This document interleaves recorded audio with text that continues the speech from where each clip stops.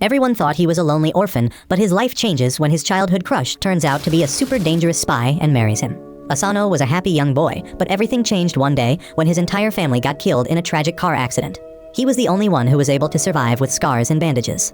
This scares him so much that he refuses to make any friends because he can't bear to see them get hurt. The one person who decides to stick by him is his childhood friend Mutsumi Yozakura, who is the only person he ever talks to. Several years have passed by since then, and they have both entered high school, but even after a month of being in the class, he refuses to make any friends. A small group of 3 guys constantly ask him to hang out and to be friends, but he keeps rejecting them every single day, whereas Mutsumi has gotten friendly with everyone and has become a high school idol who is every guy's crush. She walks over to Asano and sits down with him to eat food and tells him to go out with the boys sometimes as they seem friendly, but Asano refuses to make any friends and instead turns it around, claiming that if she wants to be so friendly, why didn't she go out with the 3rd year who confessed his love for her? She tells him that she was not interested and takes out her lunchbox, but just as she was about to feed him, Hisa, who is the vice principal of the school, intercepts the bite and starts eating it. Asano is surprised as he never heard him coming, while an annoyed Mutsumi tells him to go away. He tells her that he can't stop himself from having her tasty home-cooked food, but decides to leave before telling Asano to meet him in his chambers after school. Later that day, Asano heads over to his office, confused about why he wants to meet with him. He enters the room and is greeted by Hisa, who has prepared tea and asks him to sit down. Asano is extremely uncomfortable because of how close Hisa is sitting, but is shocked when Hisa starts asking about Mutsumi and why is he so close to her. He starts feeling weird, while Hisa starts showing him pictures of Mutsumi ever since she was a 3-year-old child, which is very weird as they have only known Hisa for a month. He continues telling Asano about how hard it is to keep boys off of her, and how he had to beat the crap out of the 3rd-year guy before he promised never to look towards Mutsumi again. Alarm bells start ringing in Asano's head when suddenly Hisa takes out a knife and puts it at Asano's throat in a swift movement, telling him to say his prayers. When everything seemed lost, a white-haired girl enters the room through the window, stopping him and uses a flashbang to escape alongside Asano. He wakes up a while later in the evening and finds himself surrounded by a bunch of unfamiliar faces.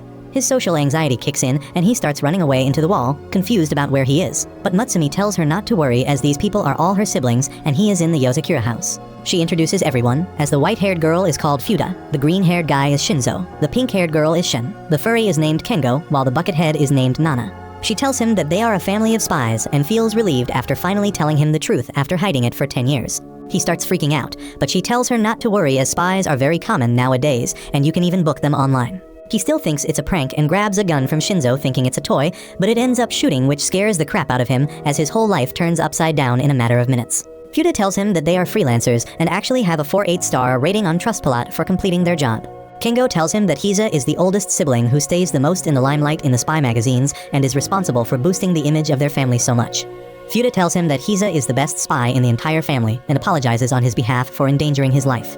She tells Asano that when Mutsumi was a child, there was a big accident in which she got terribly injured and Hisa took all the blame on himself. Ever since then, he has become obsessed with the job of protecting her sister no matter what. But all these years he let Asano slide because he was a childhood friend. It all changed recently when they got an online tip on Twitter about someone planning an assassination for Mutsumi. This gave Hisa the excuse to get rid of Asano as well. Suddenly an alarm starts sounding in the house, and everyone starts getting on their feet as Fuda tells him that Hisa must have entered the house to finish him off. Asano starts freaking out, but she tells him not to worry as he is probably the safest with them, but honestly tells him that even while fighting 5 against 1 their average win rate against him is only 30%. She turns towards Asano and tells him that the only way his life would truly be safe is if he marries Mutsumi right now. She explains that their household has an unbreakable rule about not killing any family member and even Hisa wouldn't break this rule. All Asano has to do is to exchange rings with Mutsumi and the marriage would be complete and they could live as a family. The word family triggers his PTSD again and he starts breathing heavily, but Mutsumi tells Fuda that it would be very cruel to Asano who is scared of making connections with people. Fuda apologies for being insensitive and all of them start getting ready to beat Hisa up when suddenly they notice that he has already entered the room and is sitting between them. He turns towards Shinzo and tells him that he destroyed all his traps and tells them to hand Asano over, but Fuda steps up to him and grabs his tie. She starts swinging him around the air before slamming him to the ground as Shinzo uses his robot arms to pin him down and Nana takes some steroids to punch him in the face, while Kingo and Shin take Asano away with them. Unfortunately, Hisa is unhurt and uses his special move to blast both of them away while he stands up, telling them that they leave too many gaps in their attacks. Asano is stunned to see how strong these people are, while Fuda tells them that she will buy them some time. She runs over to him as Hisa starts using his spider wire ability to block all her attacks before tying her up to the roof. Shin tells Kingo to hide Asano somewhere, while she takes out her phone and activates some drones that descend from the ceiling and start shooting at Hisa. Meanwhile, Tengo takes them to a different room, and together with Mutsumi, they put Asano behind a hidden picture frame. A little while later, Hisa enters the room after destroying all the drones without a single scratch on his face, only to find Mutsumi and Asano together in the room. He tells her to hand the boy over, but she starts running towards him with a gun alongside their dog. But Hisa is leagues above them and ties her up with her wires before removing her mask to reveal Tengo inside. Knowing that it's of no use, even Mutsumi reveals himself wearing Asano's disguise and tells Hisa that Asano is of no danger to her, but Hisa tells him that there is only one way he won't harm Asano, and that is if she agrees to never leave her home.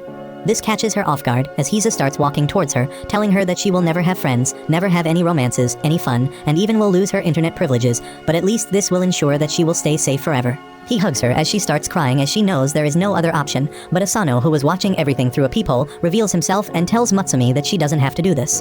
Hisa tells him to piss off as he has no use of him anymore, but Asano shouts at Mutsumi to give her the ring as he is ready to make her his family. Mutsumi cries tears of joy as she takes out one of the rings and throws it towards Asano, who jumps forward to grab it, but to their dismay, Hisa is much faster and uses his spider wires to trap both him and the ring at the last moment. Just when Hisa thought it was finally all over, Asano shows him his tenacity and strength by powering through the wires that cut his hands to shreds, but he grabs the ring and wears it on his finger, completing the marriage and officially becoming a family member as the others watch. Mutsumi hugs him tightly, while Futa tells a distraught Hisa that now he can't hurt Asano and will also have to train him so that he can protect Mutsumi at all times. Later that night, Asano gets up to return, and even though Futa offered to drop him back home, he refuses, and decides to head home together as he thinks Hise needs more mental support right now. He lays down on his bed, looking at his ring and thinking about the crazy day he has had before drifting into a deep sleep. The next morning, he wakes up by an alarm, and the moment he turns his eyes up, he spots Hise standing on top of him with a knife in his hands. He tries to shank Asano, but he rolls away just in time to protect himself, which impresses Hise as he claims it was just a friendly test. He asks what the hell is Hise doing in his home, and he replies that this is the traditional wake-up call of the Yozakura family. Asano rightfully thinks that Hise was just trying to kill him, but Hise claims that this is all part of his training because to be a spy, he needs to sleep while basically keeping his eyes opened. He then tells him to get ready for traditional Yozakura morning exercise and uses his wires to completely tie him up in the air. Meanwhile, Mutsumi was making lunch for the day and hears Asano screams, so she rushes up to see what's happening only to find him suspended mid-air, while Hise forces his body parts to stretch. She shouts at her brother to let him down, but Hise simply looks at his watch and tells her that it's time they all left the house. He quickly grabs Mutsumi and their bags before jumping out the window as a bomb explodes inside Asano's house, blowing it to smithereens. Hise puts them down and explains that Asano's house was rigged with a bomb sometime last night. He promises to explain more about it, but tells him to get one thing in his brain, which is the main goal of the family is to protect Mutsumi at all costs. He then tells them to get inside the car, while Mutsumi helps him up. Inside the car, Hise talks with Shinzo, who found out that the bomb was rigged inside the kitchen, which means that the target of the assassination was Mutsumi. Asano is very confused, but Hise replies that information spreads very quickly in their lives, and the news about Mutsumi's marriage has spread like wildfire, and almost everyone knows about it. He is still confused and asks why would they target Mutsumi, and Hise replies that the answer to that is very simple. He claims that Mutsumi is the 10th head of the Yozakura family. Hise further elaborates about their family history, and over the years they always took part in espionage because their bloodline has a special power which gives the Yozakura family children superhuman abilities. According to him, in every generation, one of the Yozakura children are born without any superhuman abilities, and those have historically always been the head of the family. Hise claims that even though the head doesn't have any supernatural powers, they are the only one who could give birth to children with superhuman abilities. This means that without the head, the Yozakura lineage and its superhuman people will simply go extinct, and that's why Mutsumi is the legitimate head of the family, and the only person who can keep their bloodline alive, and gets a bit pissed off at the fact that such a loser ended up marrying her. Because their family is so old and famous, they have tons of enemies that want to eradicate the Yozakura family, and the best way to do it is to get rid of Mutsumi. While he was saying this, a car approaches behind them, and some people load and shoot a rocket launcher at them, which the driver manages to dodge in time. Asano gets scared, while Hise seems completely chill, while their car gets shot at by multiple machine guns. He tells him not to worry as the car is bulletproof and tells the driver to go faster. The enemies give chase and take out a heavy-powered machine gun and start shooting at the limo. While Hise calmly drinks his tea, Mutsumi tells him not to worry as their pet dog Goliath is the best driver around, which freaks him out even more, while the enemies shoot rockets at them. The sharp turns end up spilling Hise's tea, which pisses him off, so he jumps on the roof and simply uses his wires to block all the bullets while the rocket guy shoots another RPG at him, which gets utterly destroyed by his wires. After styling on them, he throws his wires and cuts the pursuing vehicles to shred, making them explode, and comes back inside as if nothing happened. He tells him that he has married Mutsumi, which means it is now his responsibility as well to protect Mutsumi at any cost. He hands Asano a gun and tells him to kill anyone who he suspects and shows him the Twitter account of the person who rigged the bomb at his house. According to Hayes, he is one of the best bombers alive and is incredibly dangerous, but one flaw in him is that he is addicted to social media and basically exposes his plans himself. He tells Asano to take care of Mutsumi for the entire day as he has to attend to another job, and threatens to kill him if she even gets a scratch on her. During the pee period, he ends up getting a notification on his phone as the bomber tweets that the second bomb has been set already. He looks around and spots a shadow moving through the corridors, so he immediately heads inside towards the infirmary where the nurse asks if he wants anything. So he simply moves away. Back inside the class, he watches Mutsumi during the lunch break as she talks to her friends when suddenly he gets the notification that the third bomb has been placed as well. He looks around defeated and realizes how hard Mutsumi's life is. While he was deep in thought, the three Gus walk up to him and offer him some chocolate, which to their surprise he readily takes and eats. This shocks them as they ask what happened to him, as he wouldn't even speak to them before. Asano totally forgot about his social anxiety, but it starts creeping back in and he blacks out. He wakes up in the infirmary being overlooked by Mutsumi, who asks whether he is fine. He thinks about how nice she is and asks whether she is sure he is the right person for him. He claims that even after being childhood friends, he never knew about her family or the fact that she has to fight to survive each and every day. Hearing this, Mutsumi gives him a karate chop to the head, telling him that he is wrong and that he is the one who entered such a crazy family like his, and in truth, she always wanted to marry him. This relaxes him a bit when he suddenly spots a bomb placed on the ceiling of the room about to go off.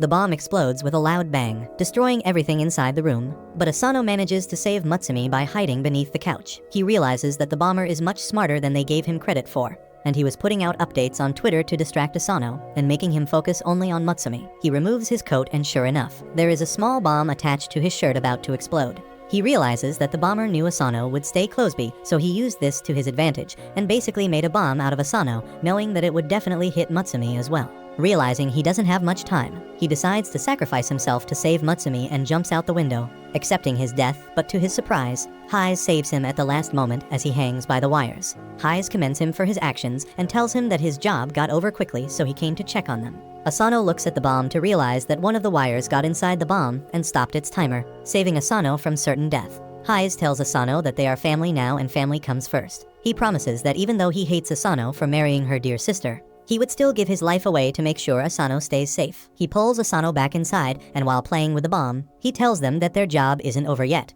Just then, the other siblings also arrive in the room and Shinzo delivers a handcuffed bomber on Hayes' feet. Hayes ties him up with his wire alongside the bomb and throws him out into the sky, where the bomber explodes in a fantastic show of fireworks, while the Yozakura family alongside Shinzo watch it from the couch. The next morning, Asano wakes up after having a nightmare in which he watches helplessly as Mutsumi gets kidnapped. After waking up, he feels a little groggy and ends up stepping on to the tail of the doggy, who gives him a nice love bite on the arm. He comes down and is immediately patched up by Mutsumi, who apologizes for the actions of the dogs and starts playing with it very cutely. This reminds him of how sad his dream was, and to make sure it never becomes the reality, he goes up to Futa and begs her to train him so that he can become stronger. He claims that he wants to be able to protect Mutsumi from every danger, as even last time, he was barely able to save her by luck, and would have died if not for Hayes. She tells him that he is naive if he thinks that he can become strong so quickly and shows him her strength, while explaining that she started training in all the different forms of martial arts when she was just 3 years old, and went on her first deadly mission at 6 years old. This means that even for someone with Yozakura genes, it took 3 years to master the martial arts, but it would be much longer for a normal person. She tells him that he is naive if he thinks that he can become stronger just on the basis of his emotions, but is willing to give him a chance. She asks him whether he is willing to get into the Yozakura all-out training program, which is probably the fastest way anyone can get stronger. He gets excited, but she tells him to hold his horses, as she puts the condition that he has to stay here in the Yozakura household for a complete month, and only then his real training will start. He thinks it would be super easy as he just has to stay here, but the moment he gets up, a trapdoor activates, and he only barely manages to grab the edge as he looks down to see sharp spikes beneath. Futa comes to him and claims that she forgot to tell him, but the entire Yozakura household is rigged with deadly traps for spy training, so it's not going to be easy. But if he manages to survive, she will train him further. The next morning, he wakes up to the alarm sound of the ugliest looking bird, but because he doesn't wake up in time, A bomb ends up going off inside the room. He somehow manages to get out of the smoky room, but activates another trap as a flamethrower emerges behind him and starts burning everything in its way as he tries to run down the hall. He finally reaches the breakfast table where Mutsumi tends to his wounds, and he asks how does she manage to evade all the traps. She replies that the traps don't activate for her, which surprises him. But Shin explains that the traps are controlled by a computer, and once a person is able to dodge and disable all the traps, they get accepted as a house member by the computer and get the privilege to activate or deactivate the traps. She further tells him that normally a person can probably clear all the traps in 2 years, which is a very long time, but before Asano could argue,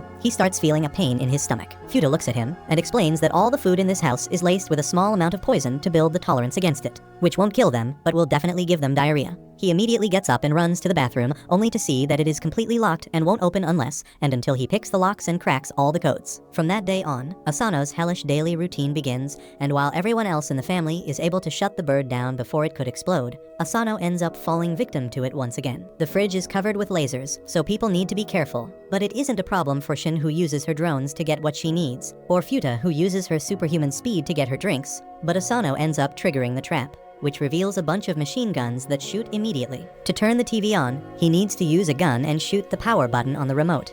But the recoil is way too much for him, and he ends up falling down every single time. At the lunch table, he still is unable to get used to the poison or crack the codes to the washroom, even with Mutsumi's moral support, and when he tries to take a bath. The shower is meant to teach him how to survive Russian interrogation, which he hates. The next day, he goes to school and looks like a total corpse, barely answering any questions. It turns out that he has been forced to wear a 30 kg shirt to help maintain his basic strength even while resting. After another tiring day, he tries to head back to his bedroom, but spots Mutsumi, who has slept while working on the desk. He puts a blanket on top of her, and inspired by her hard work, he goes out and starts practicing his shooting skills. Mutsumu ends up waking up and takes him inside, where she offers him some tea and tells him to take it easy as he has already protected her before. She reminds him that once when she got in high school, there were a bunch of bullies who were jealous of her popularity, so they tried to take her into the shed and cut her hair off. But he appeared at the last moment and took the scissors out of their hands. Before he began cutting his own hair, the bullies thought that he was a brain-dead psychopath and got scared away, which saved Mutsumi from getting her hair chopped off. He promises her that he will get stronger and will always stay by her side, and heads back to sleep. A couple of weeks pass by, and he has learned to finally deal with the birds, shutting it off easily, and walks down to the living room by easily dodging the laser traps before he takes the pistol and shoots the power button to turn on the TV. Shinzo commends him for his skills, but Asano replies that he still can't change channels. Just then, Shin arrives inside the room and hands Shinzo the progress report of Asano ever since he came here. Later that day, the tubhead teaches him how to escape the poison gas trap, and he is even able to survive through the basic poisoned food. But when he tires the milk, he ends up getting sick again and runs off to the washroom, only to get stuck with the codes again. Suddenly, they realize that something is wrong and find him barely conscious on the floor. Futa immediately takes him to the infirmary, where they check him out, and it turns out that he got a fever because of exhaustion. She then notices something and tears off his skin, only to reveal that he was wearing a fake bodysuit, while actually he is completely battered and bruised from the training. He didn't want Mutsumu to worry, that's why he asked the furry to make him a bodysuit while getting healed by the Buckethead. She tells him that his results were extraordinary and they couldn't have been achieved without training yourself to death. She tells him to chill out and hands him a book about coding. She tells him that he needs to be on bed rest till he has completely read the book, and only then he is allowed to take part in the training again. A week passes by, and finally, he is able to crack the locks of the washroom, making everyone celebrate as he has finally passed the Yozakura house member test and now is accepted by the computer. To his horror, Shinzo takes out a 100 kg shirt, claiming that they can increase the intensity now. While Shin turns the difficulty of the traps from normal to hard, he realizes that his adventures are just getting started, as he has a long way to go before he can protect himself and Mutsumi from every danger. The next morning, Mutsumi cooks breakfast once again, while Asano enters the kitchen trying to put on her undergarments. She looks at him as if he was a freak and tells him that he should worry about his weird fantasies and desires, as no matter how disturbing they are, she wouldn't divorce him. He claims that this is all a misunderstanding and he just wants to practice his disguises. Suddenly, a beautiful blonde woman appears in the doorway, asking whether everything was all right. Asano doesn't know who she is, but Mutsumi immediately recognizes that it's Kengo with his disguises. He immediately starts smothering Asano, trying to weird him out, but Mutsumi tells him to knock it off and leave him alone. Just then, Haiz also appears in the kitchen and asks Mutsumi for a goodbye kiss before he leaves, and this was too much as she simply smacks both Kengo and Haiz on the head. Later that day, he meets up with Shinzo, who is about to go on a mission alone. Asano asks whether it's a dangerous mission, but he tells him that it's a low difficulty mission, as he simply needs to find out information about a counterfeit money operation, and it shouldn't take much time. Asano wishes him luck and leaves for the school alongside Mutsumi. While walking down to their school building, a ball traveling at a high speed almost hits Asano, but without even looking he grabs the ball, and then throws it back with an incredible power. Later in the afternoon, both him and Mutsumi head on to the roof to have some lunch, when Mutsumi tells him that he doesn't know it yet, but his strength and skills have increased a lot because of the training.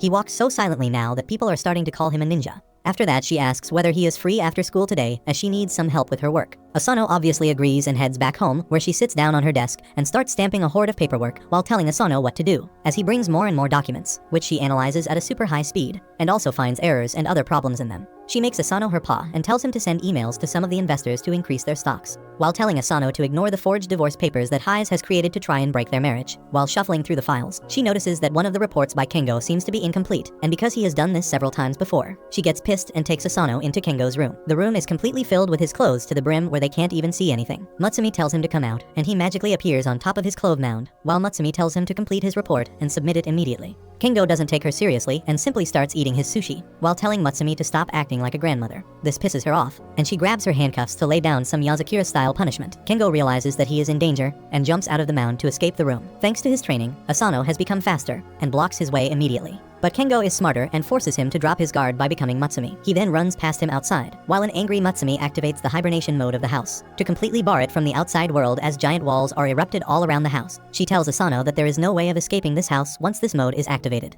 Meanwhile, Shinzo crawls through the air vents as he spots the giant operation being run by a millionaire who has already put 60% of his counterfeit currency in circulation. He travels through the ducts and realizes that these people are working with a highly intelligent person who designed all these safety measures.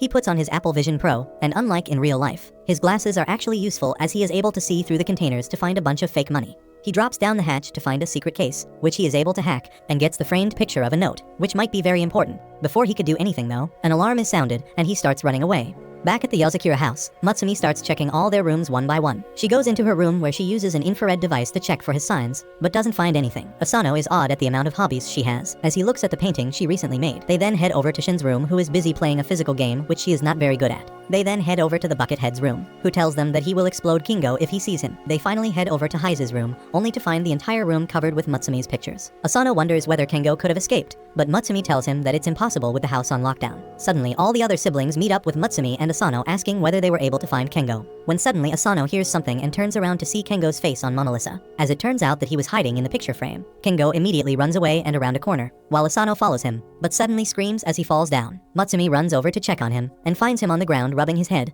as he claims that Kengi threw the frame at him and ran inside the cavity in the wall. Mutsumi shouts loudly, claiming that he must have found a way out of the lockdown made, and angrily makes her way back to Kengo's room, claiming that she will remove the lockdown soon. As soon as Asano enters the room though, she immediately handcuffs him and claims that she is not as stupid and knows that Kengo is impersonating Asano right now. She claims that there is no way to escape the lockdown, so Kengo must have switched places with Asano and hid him, in the hopes that Mutsumi will release the lockdown, after which he could run away. Kengo accepts his defeat and removes the mask, and together they start looking for the paperwork she needed. Later that day, Asano eats the curry made by Mutsumi, which is very tasty, so he asks for the secret ingredient, and Mutsumi replies that it's cyanide. Asano immediately starts feeling sick, and excuses himself to pick up a call. He picks the phone only to find Shinzo on the other end, screaming at Mutsumi for help.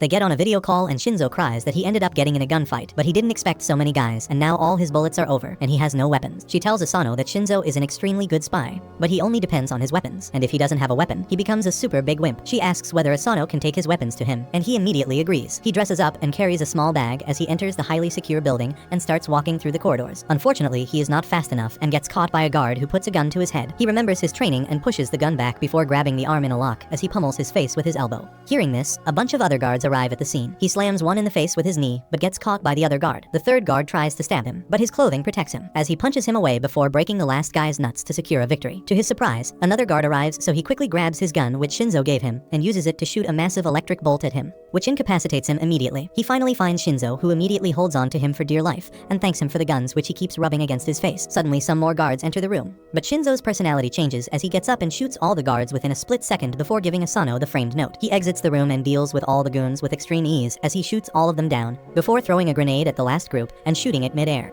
He then takes Asano as they start exiting the building, but Asano ends up getting shot in the leg by a sniper. He falls to the ground as he starts bleeding out, while the sniper tells Shinzo to drop his weapons. Shinzo follows the commands to make sure Asano survives and drops the gun. But Asano remembers that Shinzo can turn anything into a weapon, if it has a good grip, so he throws a fork at him, which he grabs and shoots it at the sniper's barrel, causing it to misfire.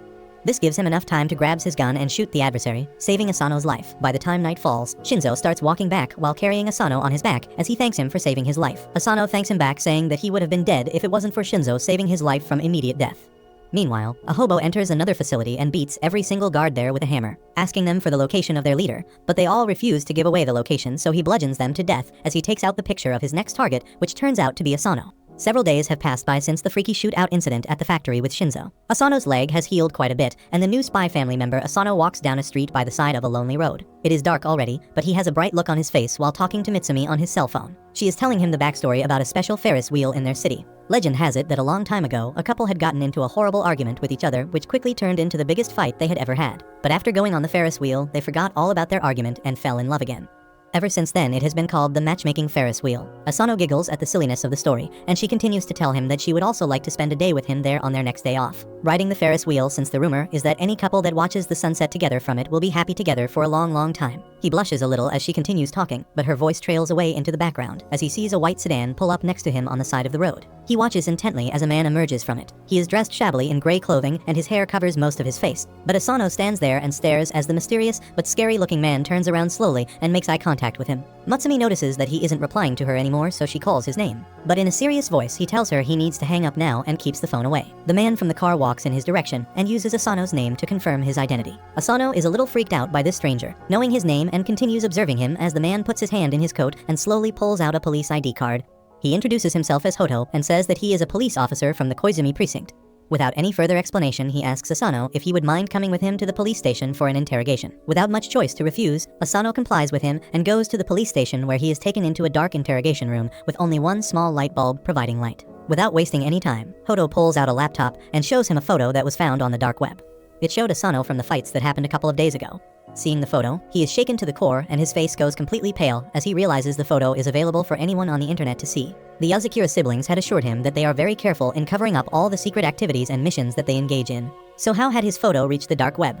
Hoto continues showing him more images which clearly show Asano using illegal firearms, breaking in and entering private, being involved in the car chase on public roads where Mutsumi's pet was driving the car, as well as being present when the ceiling bomb was detonated at his school. Asano thinks to himself that he wasn't actually behind half of these incidents, but he keeps his mouth shut when Hoto questions him and accuses him of all the crimes. Hoto goes on to tell him that he has had enough experience to know that a teenager cannot be solely responsible for such mega activities. So it is surprising that there is no photo or video evidence of any of his co-conspirators. He believes that Asano is working with a secret organization who partake in these activities on the down low. The police officer promises him that if he gives the valuable information, they will reduce the extent of his punishments for helping the police. He keeps forcing him to give up any secrets he knows and expose the people who he is working with. But Asano knows that snitches get stitches. He thinks of the Yozakura siblings, and with a fierce look in his eyes, he declares that he does not know anything at all. Hoto tells him to calm down and think it over carefully. He then pours him a glass of water, and without even trying to hide it, he opens a packet and adds a white powder-like substance to the glass. Asano watches him, and Hoto tries to cover up his actions by saying that it is just added minerals and nothing sus at all. However, the boy immediately identifies it as a truth serum and refuses to drink it. What Hoto lacks in being discreet, he makes up for in simple force. And before Asano has the chance to react, he grabs his face and pours the liquid down his throat. Thankfully, after having trained with the spy family,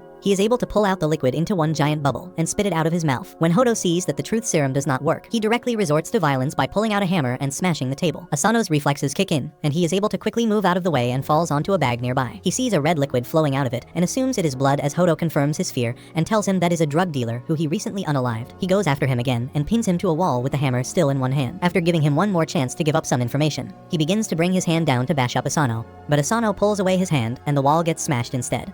To his surprise, he sees Hiza slyly smiling at them. It turns out that Hoto was an old friend of his who helps to cover up the Yozakura activities. He was set up to test the loyalness and resistance of Asano. As it turns out, he had passed the test with flying colors and impressed the usually emotionless Hoto. The next day at school, Hiza, who is also the vice principal, takes up a class. Asano is beyond exhausted and is doing his best to keep his eyes open, but with the quietness of the class. He is tempted to give in and take a short nap. Just seconds after he closes his eyes, he sees a chalk moving at sonic speed fly right next to his head and penetrate the wall behind. He is wide awake again and using more code. Hisa tells him that he needs to train to fight off the sleep because if he doesn't, he will send more chalks flying his way. Mutsumi tries to fight her big brother and stop him from overworking Asano, but Asano agrees to train his brain to require less or no sleep. Using the duster, Hisa releases a thick smoke that puts the rest of the class to sleep, but Mutsumi is saved by her gas mask. Asano falls asleep, but even in this state, his trained body is able to react instantly and block off any chalks sent his way. With his training going so well, Asano is sent on his first mission to an amusement park to find a couple who are allegedly carrying guns with them. He is tasked with discreetly uncovering them and taking away their weapons. As he sits at the park, Mutsumi appears and tells him that she will be joining him for the mission. He is thrilled to have her there and hopes that he can have a good day with her, so she will see him as a good husband. They see 3 suspicious couples and one by one follow them on the various roller coasters and games. Asano keeps noticing a lovey-dovey couple dressed in matching clothes who keep doing romantic things for each other. He tries to take inspiration from them and picks up a rose to give Mutsumi. The first 2 couples turn out to be harmless, so they stalk the final couple dressed in suits in the restaurant. Mutsumi gets up to buy them drinks and Asano notices the man pulling out a box from his coat. He pulls out his own gun to get ready for a fight, but it turns out the man was simply about to propose and it was just a ring in the box. Asano is about to be relieved, but just then he hears loud fighting happening between the lovey-dovey couple. They are throwing insults at each other and the boy walks away from the table.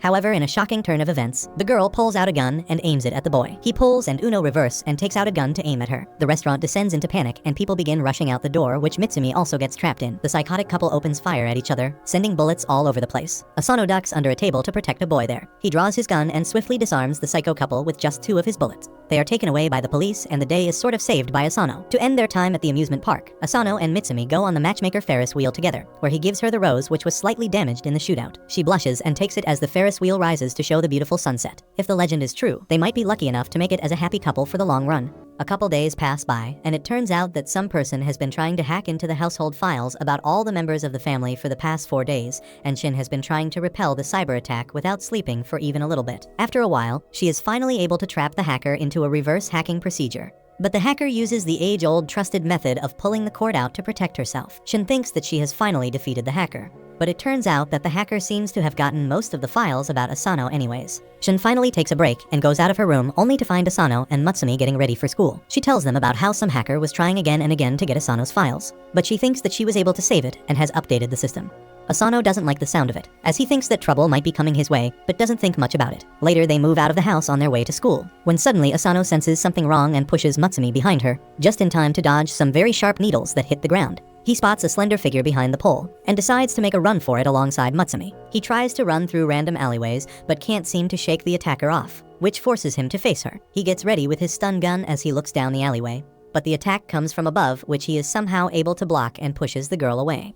The attacker seems to be excited at the fact that Asano is so powerful, and tells him that she loves him and wants to kill him. Mutsumi suddenly realizes who she is, and tells Asano that this spy's name is Kiri, who carries a bunch of needles around with her, and is known as the Manhunter. According to her, this woman stalks the men she ends up getting infatuated with, and follows them after finally killing them with her needles. This seems to annoy the girl, who tells Mutsumi to never call her something vulgar like a manhunter ever again, or she will stab her in the eye. The girl seems to be swooning over Asano, as she claims that she saw him for the first time on a video in dark web, and ever since that day she has been completely smitten by him. She tells him that he is pretty famous in the underworld right now, as she pulls out a poster with a picture of Asano claiming that he has a $100,000 bounty on his head right now. She claims that this worries her as she suddenly throws some needles in the air, and a guy falls from above with a gun in his hand. She claims that a lot of people are after Asano right now to claim the bounty, but she isn't after the money and only wants to kill him for love. She tells him that she knows everything about him, like he never walks through a garden even in a mission, always tries to repair any damages, and even pays for the ticket before riding it when on a mission.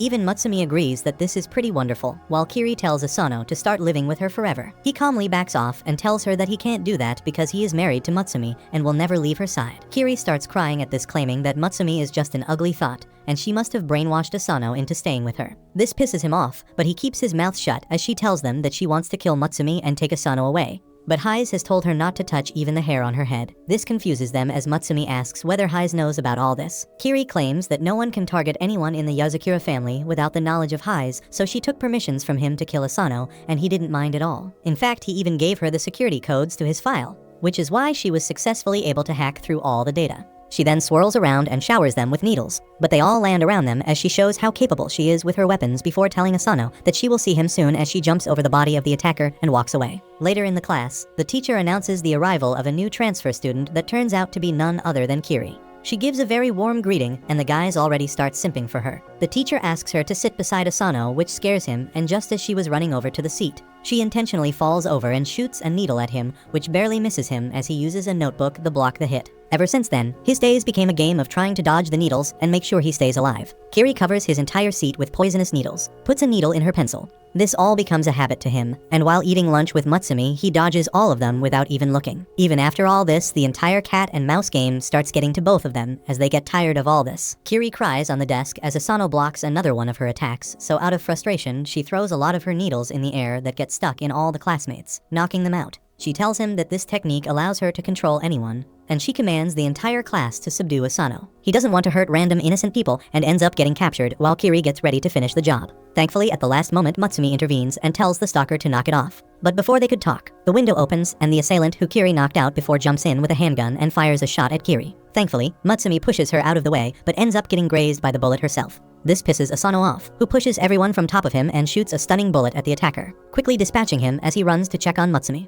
Kiri seems to be confused at Mutsumi for trying to save her, but she replies that she is glad that someone apart from her is able to see how great Asano is, and this makes her really happy. Soon she becomes inseparable from Mutsumi and makes her new goal to kill Asano so she can have Mutsumi all for herself. This bothers him, but Mutsumi tells him to think of her as a little sister and nothing else. A couple days later, Shin ends up calling Asano in her room and claims that she wants to play some games with him, which will also be a part of his training. Mutsumi tells him that Shin takes her games very seriously, and last time when Shinzo tried to play with her, he had to stay up 3 nights in a row before he simply got knocked out. Asano starts playing the game where Shin takes the lead and starts destroying the enemies, while Asano gets the hang of it. Soon they get to the final boss, which turns out to be a steam engine which needs to be stopped. They mash the keys as hard as possible, and soon are able to clear the level as the engine stops. Suddenly, the news comes up and a reporter exclaims that a train that was hijacked by some people containing hundreds of innocent lives just got stopped all by itself, and all the hijackers were found unconscious. This makes him realize that Shin simply converts real-life missions into games where there is no extra lives and no retries. This ups the pressure a little bit as they head off for the next mission, which turns out to be even more dangerous as a group of terrorists have taken a helicopter with the intent to 911 it into the nuclear power plant and create another Chernobyl. She tells him to try his very best as she starts maneuvering through the complex landscapes and attacks the enemies. Meanwhile, Asano is unable to find a way to move through the obstacles and keeps getting stuck to a point where he ends up glitching out and starts phasing through walls and doing all kinds of weird stuff. Shin ignores all this and starts making her way up to the final boss, and after jumping in the air, she delivers the killing blow to the boss, eliminating it entirely. Surprisingly, the match isn't over yet, as the terrorists had a plan B, and they initiate hundreds of drones all at once to destroy the power plant. Even Shin thinks that this might be out of their hands, but Asano uses his craftiness and revives the boss with a potion before using it to kill the hordes of enemies. They also get aided by Kiri, who joined from her own computer, and together they destroy all the drones, winning the game and stopping the terrorist attacks. Shin, however, is not pleased at the fact that Asano was taking advantage of glitches, so she forces him to play with her for 2 nights straight, after which he gets knocked out as well, wondering what his next mission will be. A couple days pass by, and one morning, while Asano was doing his GigaChad training, as he did weighted push-ups with 500 kgs on his back, he gets a call from Nanao, who claims that he needs help. Asano asks what's up, and Nanao claims that he is currently on a top-secret undercover mission in an evil lab where scientists are trying to make bioweapons. He claims that they have already created a pill which, if explodes, can instantly kill everyone outside in a 10 km area. This is all pretty serious for Asano, but Nanao talks about it as if it's an everyday matter. He tells Asano that he used his chemicals to make the entire lab sleep, but he doesn't think it would be safe for him to bring the potent bioweapon outside. So instead, he decides to gulp it down like a champ and claims that a human body has a lot of natural defenses, and his body especially is very good at dealing with things like this and will probably easily neutralize it. The only downside to that is that he immediately starts feeling very sleepy and starts acting like a drunkard. He tells Asano that he needs him to come and fetch him from this secret lab, as he can't let the scientists and the security find him while he is sleeping. Asano immediately asks him about his location, but he only provides him with a half-assed location before falling asleep. Asano gets worried and immediately dresses up before leaving for the lab location. He somehow manages to get inside the general location of the lab, but he finds it a bit weird because this all seems way too easy till now and he has seen no one. He turns around the corner and finds a bunch of guards just unconscious on the floor while he moves through the area with his gun pointed ahead. He T-ranks whether this is all Nanao's doing, but he doesn't think that this is the way Nanao does his job. He moves through the area when suddenly he hears a guard, but before he could deal with him, a weighted chain strikes the guard and knocks him out. Immediately, 2 young men come out of the shadows who seem to know Asano as they ask whether he is also here on a mission. The green-haired guy named Sui walks up to Asano and introduces his yellow-haired friend as Oga and claims that they both work for a government intelligence unit. Asano remembers hearing about these government spies who are supposed to be top class in their jobs, unlike many of the freelance spy groups. Sui claims that they were sent to neutralize the lab and asks Oga whether he can hear anything. Oga seems to have superb hearing as he immediately senses the enemy. Sui starts walking ahead wishing Asano good luck for his mission, but Oga has other plans as he grabs Asano, claiming that they could need some allies. Asano doesn't know how to feel about this makeshift alliance, but he at least knows that they are not his enemies as they breeze through the guards, dispatching them with exceeding ease. They finally make their way through the inner lab and Asano immediately enters to find Nanao laying on the ground. He checks on him to find out that he is still alive, but seems to be in a bad condition when suddenly the chain flies towards Nanao. Thankfully, Asano instantly swats it away with his knife, which breaks on impact and also hurts his arm. He asks what's wrong with them, but Sui replies that they are sent here to neutralize the lab and have eavesdropped of his conversation with Nanao, which gave them the information that he has ingested the bioweapon, which makes him a threat itself who needs to be dealt with. Asano walks up in front of Nanao and claims that they will have to go through him first as he takes out his stun gun, while Oga tells him not to do it. Sui, however, is not this generous and uses the special thunder breathing that Zenitsu taught him to move through Asano with surprising speed as he slices through his gun and his body. Asano falls down to the ground as he starts bleeding profusely. Oga seems to be pretty pissed at Sui for this, but the green-haired lad tells him to keep his emotions in check as he walks over to kill Nanao. Asano collects whatever strength he has left and begs Sui to leave Nanao alone, but Sui has no such intentions as he takes out his sword. Suddenly Nanao wakes up and tells them that he has already neutralized the toxins and they can check the results of his sweat on the test patch. He tells Sui that if he still intends to kill him, at least let him patch Asano first so he can live. Sui, however, seems to be calm and collected as he claims that if the toxin is neutralized, then their job is over and takes the test patch as proof before leaving him with an ointment to heal Asano. Nanao immediately heads over to Asano and tells him to keep his senses, but Asano is too badly hurt and gets knocked out. A couple of days pass by and thankfully he is alive, but also getting punished by Highs who strung him above candles as there has been an article about the Yozakura family getting defeated by the government spies, and the reporter also claims that this is the downfall of the family. This pisses Highs off, who also got review bombed on Google. But before he could do anything, Mutsumi and Nanao smack some senses in him and remove the kinky ball gag from Asano. Mutsumi tells him not to worry, but Asano claims that he deserves it because he let the Yozakura family down. Highs swings him around claiming that he can make it better by defeating the government spies and avenging his loss. He claims that they have special skills that make them the best of the best, and a battle of spies is about intel, so he needs to steal intel from them. The next day, Asano starts tailing Sui, who uses his sword to shred a delinquent's clothes before he walks near Asano and asks what he wants. Asano is shocked to find his cover blown so easily and honestly replies that he is here to learn from him. Sui claims that he doesn't really care and Asano can do whatever he wants. Immediately after, Sui leaves and starts walking at extremely high speeds, forcing Asano to run behind him. Asano tries to catch up to him by jumping through the crowd, but Sui simply uses his sword to unclothe him, after which he gets caught by the police for public exposure. The next day he tries to follow him again while on a train, but Sui does the same once again, forcing him away. The third day he hangs atop a building while Sui and Oga have their lunch, and after they are done, Sui again unclothes him before they walk away. The next day Asano is able to tail them till the evening when they are fighting with some ruffians. Asano also helps by getting rid of them, which impresses Oga, but Sui again tries to unclothe him, only this time Asano manages to dodge it a little bit and manages to save his dignity by making sure his pants were still there. Oga laughs at this, which pisses Sui off, and he loots both of them of their dignity right there. That evening Nanao heads down into the kitchen, only to find Highs chopping some crispy water. Nanao asks whether he has seen Asano and Highs replies that he found him on the front door as usual without any clothes. Nanao asks whether he put Asano back in his bed, but Highs replies that he thought Asano would serve better as a chopping board. Nanao punches him away and puts Asano back on the table, where Asano apologizes for being so weak. Nanao tells him that he is a very cool person because he always does things in his own unpredictable way. This suddenly makes him realize something about Sui, and he goes on to tail him another day. This time he manages to do so for a full day, and by the time night comes, Sui attends to his last task of cleaning a gravestone and commends Asano for being the first person to tail him for a full day. To give him the proper respect for that, Sui claims that he will treat Asano as an equal and finish him off. He takes his sword out and attacks Asano once again like so many times before. But this time Asano manages to grab his hand into a lock before throwing him up in the sky. He realized after getting slashed up so many times that no matter what, the first attack that Sui delivers is always towards the center of the body, which is a predictable habit. Sui manages to fall back on his feet easily, while Asano stands there as he still got slashed a little bit and starts bleeding. Sui commends him and tells Oga, who was trying to hide, that he can come out and treat Asano. Oga immediately patches Asano up as he finally gets over the hurdle in his way with the name of Sui. Soon everyone forgot about his defeat against Sui, but the spy newspaper picked up on his naked sightings and called him a pervert, which is a new problem that he doesn't know how to deal with, even though Mutsumi promises to love him even if he is a pervert. Couple days pass by when one morning Mutsumi asks Asano whether he could help her with an errand, and he obviously agrees. They start walking through a seemingly popular park as Asano wonders what errand might it be that requires him to carry so much stuff on his back as if he was a pack mule. She tells him not to worry and keep walking when they arrive near a bench where the familiar green-haired face was waiting for them. Sui gives them a curt greeting while Mutsumi asks how he has been. Asano can't get his head around what's happening and asks what all this is about. Mutsumi claims that they have some work with Sui and that's why she came here, but Asano still doesn't understand and asks whether she knows him. Mutsumi smiles and tells him not to worry about Sui as he is just a friend, which makes Asano worried as his ex said the same, but Mutsumi claims that you meet a lot of people when you are in the spy business, so it's okay. They all start walking as both Sui and Mutsumi talk, while Asano walks behind them like their servant. Soon they all enter a cafe-like establishment, which confuses Asano as he thought they were going on an important work outing, but he follows them regardless. Inside the cafe looks like any other high-priced Starbucks knockoff, and like a white girl's with too much money. Sui starts ordering a coffee whose name I can barely pronounce. Asano is just as horrified while Mutsumi gets moist because of his coffee ordering skills. Soon the barista pushes a bunch of different buttons on the device in front of him when suddenly a trapdoor appears beneath them and they all start falling through it. Asano is left alone with the huge luggage to free fall, while Sui Princess carries Mutsumi as they start talking with each other. Sui welcomes them to the government spy building, while Asano tells her to keep his hands off his bride. Mutsumi tells him not to worry as he is just a friend, which makes him realize that Mutsumi belongs to the street.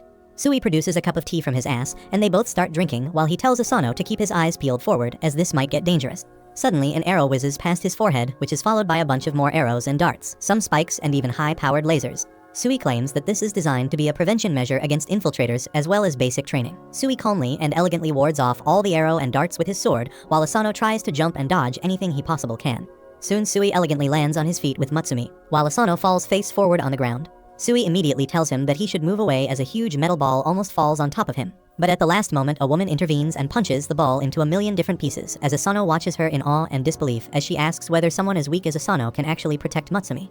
They all sit down, and it turns out that the entire bag that he was carrying was filled with sweets as they wanted to have a tea party here. The woman eats an entire cake while Sui takes small bites. But Asano is still not completely normalized as he watches them, unable to understand what's happening. Mutsumi finally explains that the woman is named Rin, and she is the classmate of Hai's, but they never liked each other and were always at odds. The one thing that they both seem to share, however, is their love for Mutsumi as she starts coddling her before moving over to Asano, claiming that she wanted her married to a strong man who could protect her without fail. She tells him that Sui explained their encounter and called him a turd face, but Sui corrects that he called Asano a dirtbag who is extremely weak for a spy. Mutsumi, however, comes for his defense and tells Rin that even if he might not be as experienced, his soul and will is just as strong as Hai's. Before they could do anything else, though, the walls start shaking and break from one side entirely, and from the fallen debris and dust, Hai's walks with his suit, angry at them for stealing Mutsumi away without his permission. Rin steps up and starts walking towards him, as she tells him to come later as they are having a tea party, but Hai's has heard enough and tries to slash her with his wires. Fortunately for Rin, she is strong enough that a single punch of hers completely demolishes his wires, but they are both hell-bent on fighting each other. They get ready and the fight starts as they start trying to attack, block and counterattack all at the same time with such quickness that Asano could barely see their hands moving, just by the intensity of the fight. The entire facility starts breaking down, and a red alert is alarmed for the employees to immediately evacuate the area. Mutsumi tells Asano that it happens every single time, which shocks Asano, while Sui tells them to stay back as he will try to break their fight off. He jumps in with surprising quickness with his sword drawn,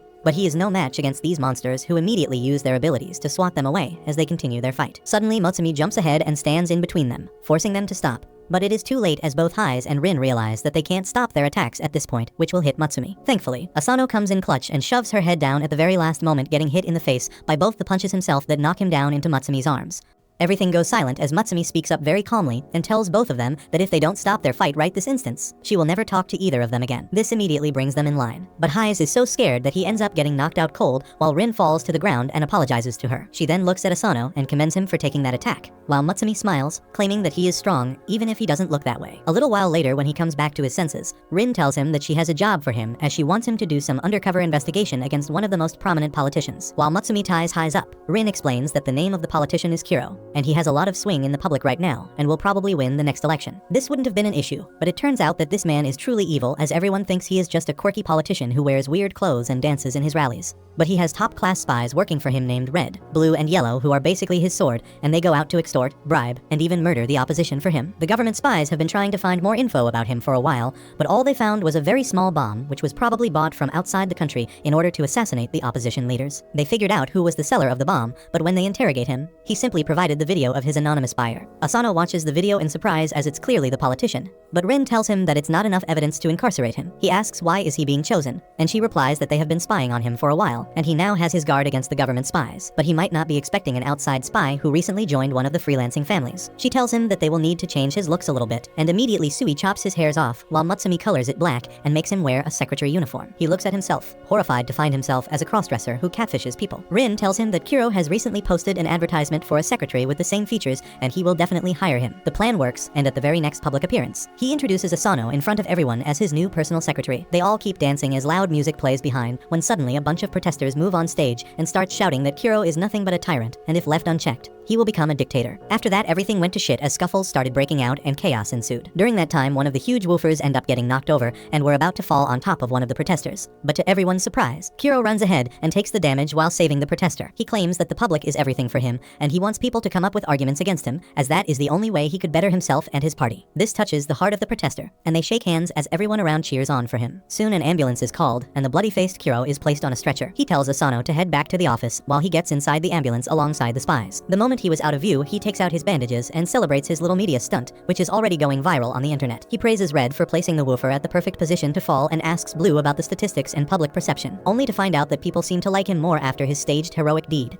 Unbeknownst to them, Asano was listening to everything as he snuck inside and decides to start looking for his actual illegal activities. He searched through his document and everything present in their office, and was practically with them all the time, but still he wasn't able to find even a single piece of document that was illegal. Surprisingly enough, they kept continuing their illegal activities throughout their election campaign with superb coordination. But Asano can't understand how, as they never make any plans or talk about anything illegal. All they do is dance around all day and make his life miserable. Suddenly, he remembers their dance and the patterns in their rhythm. The realization dawns upon him that all this while they were making plans right in front of him through the use of Morse code, but he never caught on to that. Suddenly, he starts listening to their code and finds out that they are planning to plant a bomb inside tomorrow's conference where the current prime minister would be. They plan on committing this terrorist act tomorrow while he was still there so that it would all look like it was done by an outside entity. He planned on faking some injuries on himself and then making a declaration about how he will save the country and take revenge on the terrorists. Asano hears all this, and the next day when everything falls in place, Kiro tries to blow up the bomb, but to his surprise, nothing happens inside. Instead, a bomb goes out in the fountain, as Asano was unable to neutralize it, so he threw it outside. To his shock, Kiro seems to know about this, as he brazenly takes out his gun and shoots Asano in the head,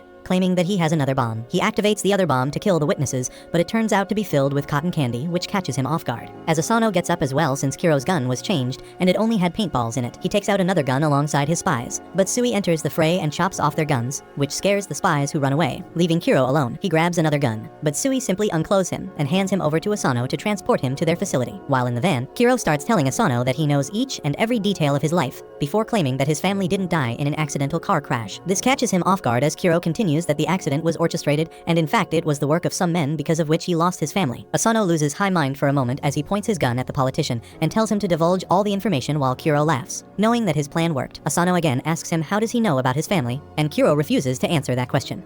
However, he gives him a piece of advice, saying that the world is littered with hidden truths. Suddenly, Asano gets a call from Sui, who tells him that they have an emergency. The deputy prime minister has been abducted, and his condition is being live-streamed from an unknown location. The deputy prime minister at the meeting turned out to be a fake, and Sui believes that Kiro planned all that in advance. He wants Asano to interrogate the politician and get him to cough out the location of the deputy prime minister. Kiro hears all that, and he says that the timing is quite convenient because he was also planning on going to the kidnapping site. Suddenly, his restraints come undone, and Asano can just stare at him while he drops his earring. The earring turns out to be a bomb that blows away the whole van with it. Meanwhile, in the Yozakura mansion, Nanao is experimenting on a new chemical, but he messes up and creates a huge explosion. Mutsumi comes rushing to his room with a gas mask on and asks if he is fine. Nanao apologizes for damaging the room, but Mutsumi remarks that he is in worse shape because his muscles are growing out of proportion all over his body. After that, Nanao resumes working and tells Mutsumi that he is worried that Asano might come home terribly injured, which is why he is trying to create a very effective healing potion. He asks Mutsumi if she is not worried about him, and she replies that she is also very worried. She has prepared a grand feast to welcome Asano home after he completes his mission. She believes that even if he is hurt after the mission, eating all this food will instantly heal him, and Nanao wants to disagree. Mutsumi then wonders what the rest of the family members are doing. Nanao tells her that Kengo is creating a machine-washable face for Asano in case he comes back home unrecognizable. Shin is taking out the computers of their haters so that they won't cause a commotion in case something happens to Asano. Shinzo is really worried about Asano too, which is why he cannot come out of the garbage can. Hais and Fuda are just sitting still while having tea. Fuda believes that there is no need to worry because Asano can get things done when he has to. Hais is the opposite of her, and he is just wishing for the boy to meet a horrible end. Hearing all this doesn't ease Mutsumi's heart even one bit, and she is still anxious about her husband. Back at the location of the explosion, Asano is helping the injured driver by taking him away from the flames. He gets a call from Sui who asks if he is fine. Asano assures him that he is not injured and even managed to save the driver. But Kiro got away. Sui replies that it is not a problem because they were expecting that. He reveals that they were hiding the truth about Kiro's identity from him. He is not just an ordinary politician, but a former spy who was a legend back in the day. Everyone thought that he died 6 years ago, but he then started a second career as a politician. That is why they deliberately had loose security around him this time, so that they could figure out what he was planning. They have placed a GPS on Kiro, and Sui tells Asano to return home because his mission is complete now. On the other hand, Kiro takes off the blindfold of the Deputy Prime Minister before taking a seat next to him.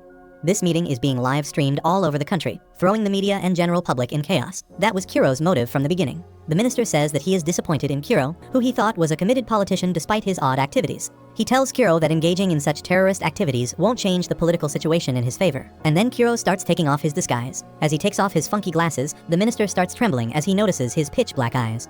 Kiro says that the minister must have been pretty sure that he got him killed, which is why he did not realize his true identity earlier. The minister finally recognizes Kiro as a spy he dealt with in the past. Kiro then turns to the audience and tells them that today, he will address them not as a politician, but as a man who lost his child. He says that he took revenge on numerous politicians involved in his downfall behind the scenes. However, the deputy prime minister was the biggest culprit, so he wants to deliver justice to him in front of the entire world. Kiro points his gun at him, asking if he will tell the world the truth and end his political career, or will he refuse to answer and die. The minister scoffs, saying that it is a stupid idea to ask politicians to speak the truth, and Kiro decides to end his life. However, the stream gets cut off abruptly, as Asano arrived there on time and shot down the recording device. Kiro is pleased to see the young spy here, but Asano tells him to let the minister go. Kiro refuses, knowing that Asano can't shoot him because then the minister will also be caught in the fire.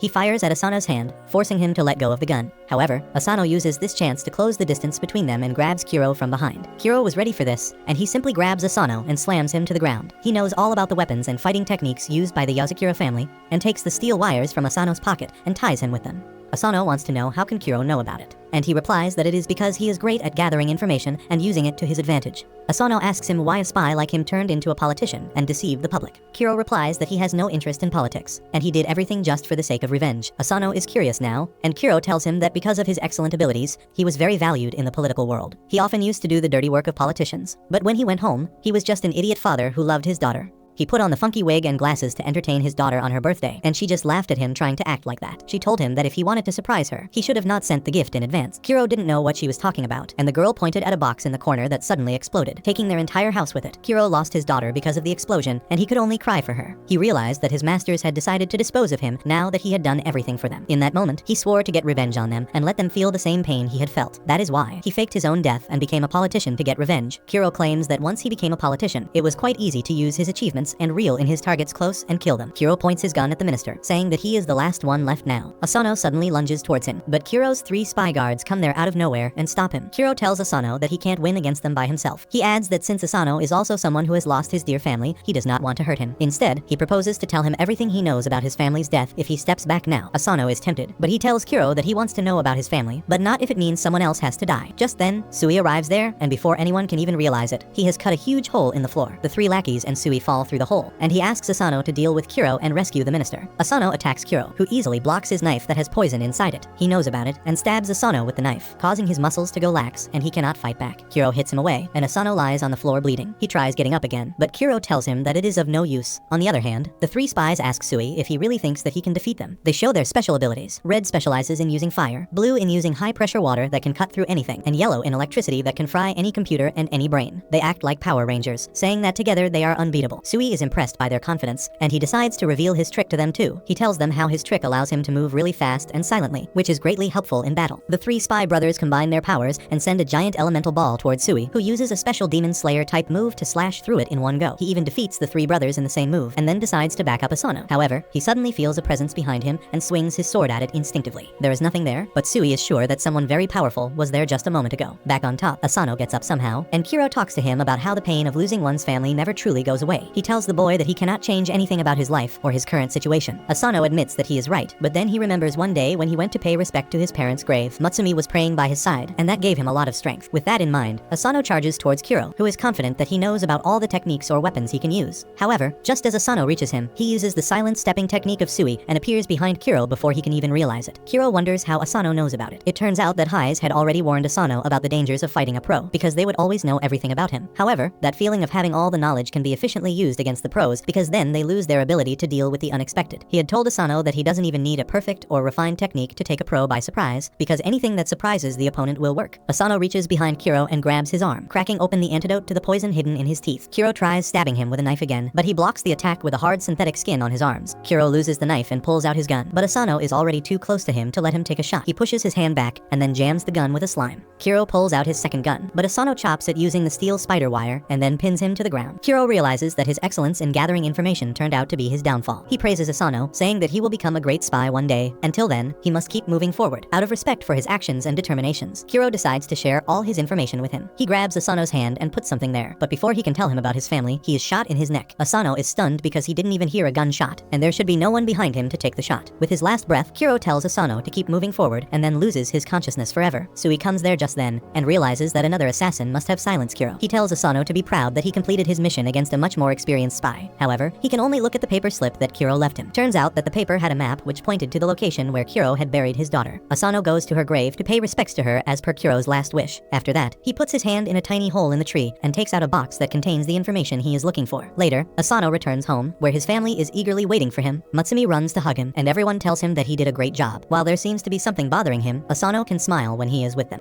A couple days later, Rin calls both Asano and Mutsumi to her headquarters, where they all sit down as Rin congratulates Asano on completing his mission successfully, and tells him that today they are going to celebrate by having hot pot. Everyone sits around the table, while Rin puts an ungodly amount of rice in Asano's bowl, before claiming that she will get everything ready for the hot pot. Asano asks Sui what is she talking about, and Sui claims that every time she arranges for a hot pot, she goes all out and captures and hunts all the animals with her own bare hands before bringing them here to eat. She walks towards a huge cluster of dead monstrous animals, bigger than herself, as she thinks which meat should she use first. Sui walks up to her and tells her that he will chop it up to size for her, so she allows him to do so. He calmly walks up before taking his sword out, and with single elegant slash of his sword, he cuts every single animal to size, perfectly ready for the hot pot. The amazing smell of food covers the entire room, as Asano grabs a bow and starts taking out some soup alongside meat and veggies and hands it over to Mutsumi like a total gentleman. Mutsumi really likes it and thanks him from the bottom of her heart as she takes the bowl. But before she could even take a bite, Haiz stuffs Asano's mouth with a bunch of veggies, choking him out as he lays on the ground, while he tells him never to try and portion out food for his sister again, as that honor goes to him and him alone. He quickly gets a bowl of food and tells Mutsumi that he only put her favorite stuff in, but Rin shows this sister-loving freak his place by pushing his head into the bowl, telling him to piss off and stop acting like a jealous in-law. This pisses Haiz off, and immediately a food fight breaks out as both of them start throwing food at each other, while the others move out of way as quickly as possible. Toga seems to be really hungry and can't watch all this food going to waste, so he tries to get a bowl full of food before it all spills over, but gets a fish cake to his face which knocks him out in Asano's arms. While this is happening, Sui is being his cool self, as he simply dodges all the veggies and grabs all the meat pieces flying all over the place and starts eating them. He tells Asano that dodging something that isn't aimed at them is extremely easy as he grabs some bowl and uses his special walking technique to fill both the bowls up with food, which he hands over to Mutsumi. She gives one bowl to an impressed Asano and keeps the other for herself, while Sui tells him to be careful with his walking technique as it takes a toll on their bones and can permanently damage them. Before he can even react, a piece of hot meat slams in his face and he starts screaming, while Sui simply picks and chooses what he wants to eat and grabs it from the air. After a while, they all have finally eaten their fill as both Oga and Rin sleep on the floor, while Sui quickly cleans everything up. Meanwhile, Asano is sitting behind a shelf, looking at the small cube, wondering whether he will actually find the truth behind the death of his family inside of this, as Kiro claimed.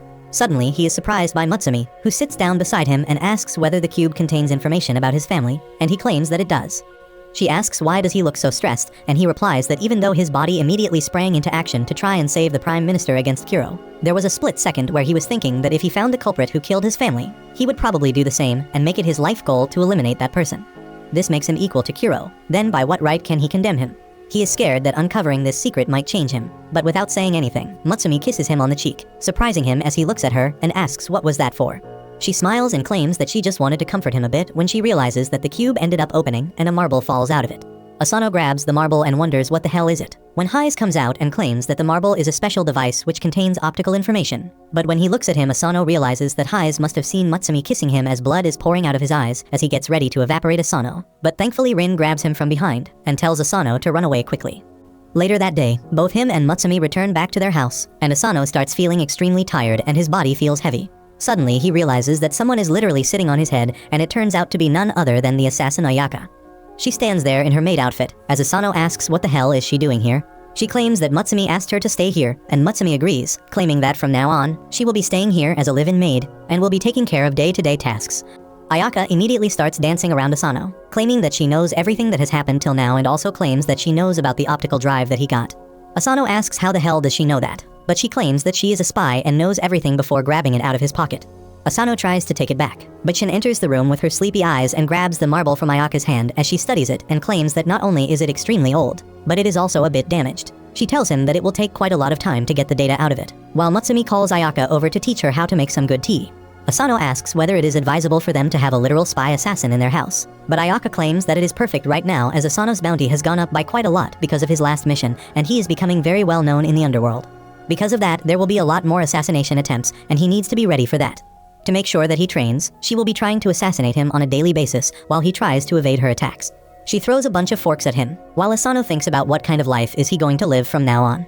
Later that evening, he is so tired by the training that he is unable to move as he lays down on the table, while Mutsumi offers to make him some tea. He thanks her but claims that he wants to take a bath first. He enters inside the bathroom for a refreshing shower when, to his surprise, Ayaka emerges from the bathroom, scaring him and starts clicking his pictures, claiming that it is important for a spy to be vigilant, especially when they are vulnerable. She keeps clicking pictures and then grabs a bottle and starts squirting an acidic solution that burns the walls. Asano keeps dodging them as he tries to move away when, to their surprise, the house defense system activates and shocks the living daylights out of Ayaka in the bathtub. This was not anticipated as she tells him not to come near, otherwise he will get shocked as well. Asano tries to find a way to save her when he breaks the wall and finds the main power outlet. Without a second thought, he jumps into the tub and grabs Ayaka while grabbing the power supply with his other arm. Ayaka tells him to leave her, but he continues trying and manages to short the power supply, creating an explosion, after which he stands on top of Ayaka on the ground. Unfortunately for him, Hayes finds him in this scandalous position and grabs a prehistoric torture device because no man should even look at another woman if he is married to Mutsumi. Asano starts running away as Hayes chases after him alongside Ayaka, who has fallen for Asano once again as they chase him naked through the house. A couple of days pass by when Asano starts going on his regular mission once again. One such day he forgets his phone, but when Mutsumi tries to hand it over to him, she notices someone named Kaoru calling him. He immediately grabs it out of her hand, claiming that it's no one before cutting the phone and moving outside. Mutsumi doesn't know what to make of it when Ayaka appears behind her, scaring the shit out of her, as she cries, claiming that these are the signs of cheating. He goes away early, comes back late, switches off his location sometimes so that no one can track him, gets calls from unknown people, and also manages to evade her when she tried to follow him. She claims that these are clear signs of cheating, but Mutsumi trusts him and tells her not to worry. The next day, Mutsumi takes Goliath out for a walk alongside Asano and tells him that she is really happy to spend some quality time with him as he has been really busy recently. Asano smiles at this before he starts asking questions about what breed is Goliath. Mutsumi claims that he is not a normal dog as he has been around for hundreds of years in the Yozakura family and was even a guard dog to her great-great-grandmother. She claims that he is a special mix between a mystic wolf and a dog, which makes him able to change shape. Right then, in front of his eyes, Goliath changes shape and becomes more wolf-looking as it increases in size. She sits on top of him, claiming that he is very strong, and asks whether Asano would like to sit as well. Goliath would not have that though and flicks him away with his tail, forcing Mutsumi to hand him to leash only. Immediately, Goliath takes to the wind as he starts running at an incredible speed, dragging Asano behind and even running through water. By the time they are done, Asano is completely drenched on the ground in a park. Suddenly, a couple of kids come around Goliath to look at him, and Mutsumi goes over when suddenly Goliath notices something is wrong and an explosion takes place. Thankfully, Mutsumi saves the kids while Goliath covers her, but they soon realize that Asano tried to save them and took the brunt of the damage. This pisses her off, and she asks Goliath to figure out who did this. Goliath immediately sniffs the detonator and maps out a route through the city to find out where it came from. It turns out that some weird third-class joke imitation planned all this to try and kill Mutsumi as he sits in his mom's basement and looks at his computer, surprised to find her still alive. Suddenly, Goliath breaks through his door and enters inside before killing him in an instant. Later that evening, Asano gets a call, which he immediately hides and claims that he needs to return back to the house. Mutsumi doesn't ask much questions and tells Goliath to take them back. But to their surprise, this time Goliath allows him to sit on his back as he takes them home. Back at home, he gets immediately attacked by Ayaka, who accuses him of cheating, and hearing this, even Hayes comes over to torture him. Before they could do anything though, two people enter the room, claiming to be government spies who claim that there have been a misunderstanding and Kaoru is the name of the old man. He takes out the special dark sweet tea leaves which Asano wanted to get, as he claims that Asano simply wanted to get Hayes' favorite tea leaves, which are extremely hard to find. For that, he went through countless missions to retrieve the ingredients, but wanted to keep it a secret. Hayes can't believe that a guy who he antagonized so much would do something like this for him, as he almost chokes himself out of shame. Later that evening, they all sit down and have some amazing tea as they discuss about the future plans for the Yozakura family. If you liked this video, make sure to subscribe